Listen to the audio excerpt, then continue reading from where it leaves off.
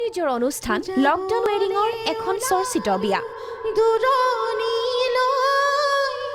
তৃতীয় লিংগৰ বিবাহ প্ৰাৰ্থী এলিয়ানাৰ বিয়াক লৈ এতিয়া বহুলভাৱে চৰ্চিত হৈছে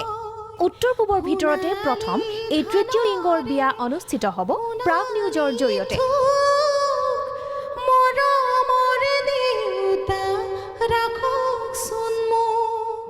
লকডাউন ৱেডিং অনুষ্ঠানত বিয়াৰ ঘোষণা কৰিছিল এলিয়ানাই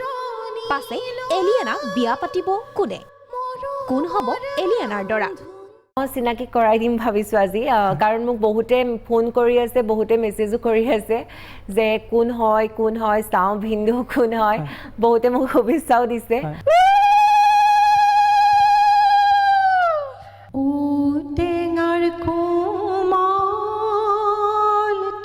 হয় অভিনেতা ৰাহুল সিং বৰ্তমান মুম্বাইত থকা ৰাজস্থানৰ ৰাহুলৰ সৈতে বিয়া হ'ব এলিয়ানাৰ हम लोग फर्स्ट टाइम मिले थे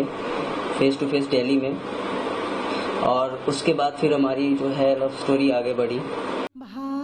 অতি সোনকালে অসমলৈ আহিব ৰাহুল অসমলৈ আহি নিলগীয়া হৈ থাকিব লাগিব ৰাহুল তাৰ পাছতেই চৰকাৰৰ সকলো নীতি নিয়ম মানি সম্পন্ন কৰা হ'ব ৰাজ্যত তৃতীয় লিংগৰ প্ৰথমখন বিয়া आसाम में बहुत जल्दी आने वाला हूँ अभी उसी की प्लानिंग चल रही है मैं आसाम बहुत जल्द आने वाला हूँ और वहाँ पे आके मैं लियाना से मिलूंगा